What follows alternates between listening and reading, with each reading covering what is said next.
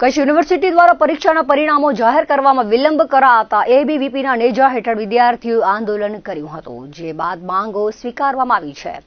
મળતી વિગતો મુજબ નવેમ્બર-ડિસેમ્બરમાં લેવાયેલી પરીક્ષાના પરિણામ 100 દિવસ થયા છતાં જાહેર કરવામાં આવ્યા નથી। યુજીસીના નિયમ પ્રમાણે 45 દિવસમાં રિઝલ્ટ આપવાના હોય છે, પરંતુ 100 દિવસથી પરિણામ અપાયા નથી। યુનિવર્સિટી 15મી માર્ચ સુધીમાં બાકી રહેતી પરીક્ષા પરિણામ જાહેર કરવા સાથે વિલંબ બદલ જવાબદાર વ્યક્તિઓ સામે કાર્યવાહી કરવાની ખાતરી આપી છે। આ ઉપરાંત ઉત્તરવહીની નકલ આરટીઆઈ દ્વારા આપવામાં આવશે। રીએસેસમેન્ટ કે રીચેકિંગમાં વિદ્યાર્થીના માર્ક્સ વધશે અને જો પાસ થશે તો 10%નો નિયમ લાગુ કરવામાં નહીં આવે અને પરિણામમાં ચેન્જ આવશે તો છાત્રોને ફી પરત તો મળશે।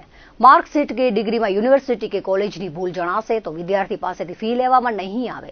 અગાઉની પરીક્ષામાં બેદરકારી દાખવનાર સામે કાર્યવાહી કરવા સાથે એલએલબીની પરીક્ષામાં ઇન્ટરનલ, એક્સટર્નલ અને 50 ગુણનો નિયમ છે, જેથી 50 ગુણનો નિયમ કાઢી ઓવરઓલ 350 માર્ક ન હોય અને વિદ્યાર્થી પાસ થતો હોય તો ઉત્તીર્ણ કરવામાં આવશે।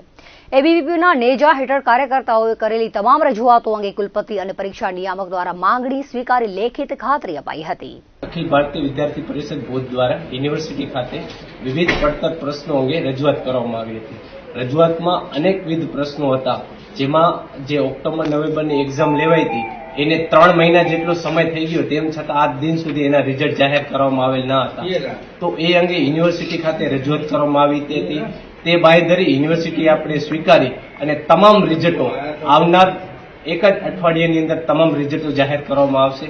સાથે અન્ય પણ ઘણા પ્રશ્નો હતા કે રીઅસેસમેન્ટ, રીચેકિંગ કરવામાં આવતા હતા તો વિદ્યાર્થીઓને એ ફી પરત આપવામાં ન આવતી હતી।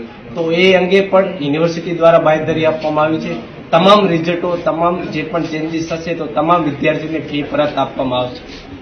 સાથે અનેકવિધ પ્રશ્નોની જે પણ માંગણીઓ આપણે આપેલ હતી તે તમામ માંગણીઓ અખિલ ભારતીય વિદ્યાર્થી પરિષદની જે માંગણીઓ હતી તે તમામ પરીક્ષા વિભાગ દ્વારા સ્વીકારવામાં આવી છે।